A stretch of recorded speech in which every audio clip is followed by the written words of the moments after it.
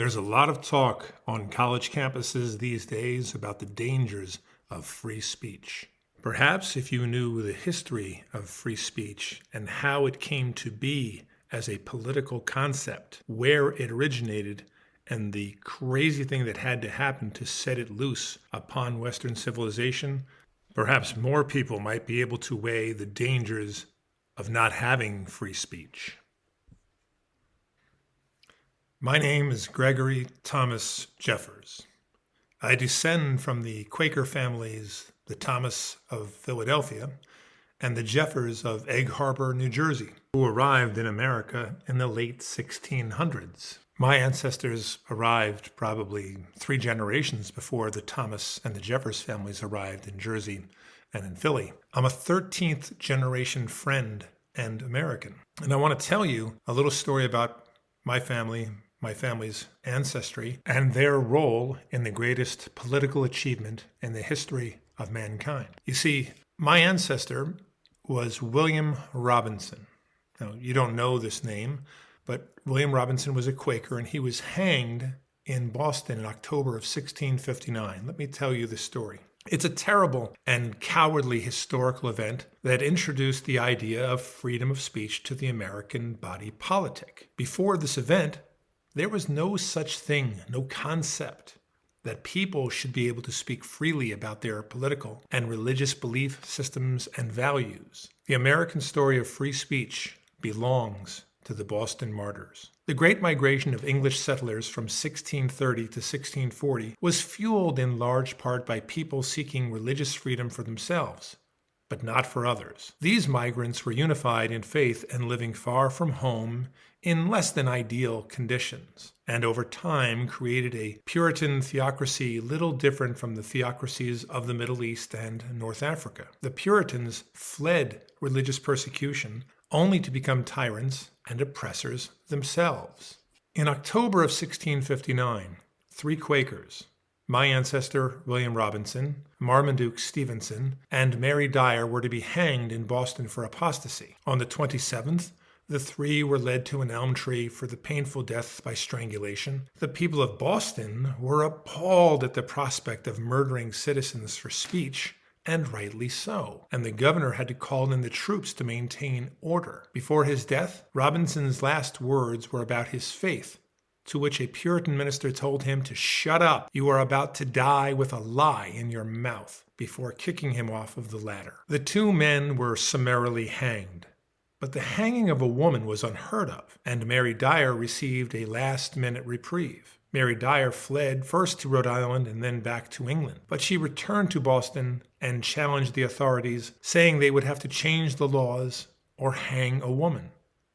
Mary Dyer lost that gamble.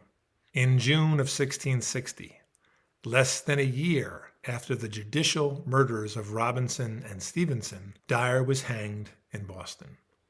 A 4th Quaker, William Ledra, was hanged in Boston the following year, also for apostasy and sympathizing with Robinson and Stevenson. The hanging of the Boston Martyrs created an outrage that swept the American colonies and spread back to England and forced the king's hand. The king issued a proclamation that ceased all legal actions and persecutions of the Quakers. But the genie was out of the bottle. In 1675, John Fenwick became the governor of West Jersey, and in the first document of its kind, the fundamental articles for the government of the colony declared that the residents of West Jersey would enjoy the freedom of speech and the practice of religion. Fenwick's best friend, William Penn, the founder of Pennsylvania, inspired by that 3-page document, promulgated the Frames of Pennsylvania, the first representative democracy complete with individual rights since ancient Athens. Thomas Jefferson said that William Penn was the greatest lawgiver the world has produced.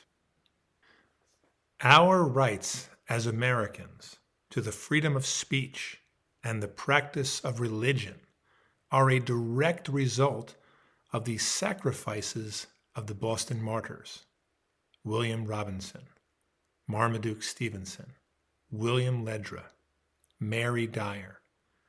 These people were hanged for words that they spoke, and it set off a wildfire in the colonies and in the English-speaking world that changed everything.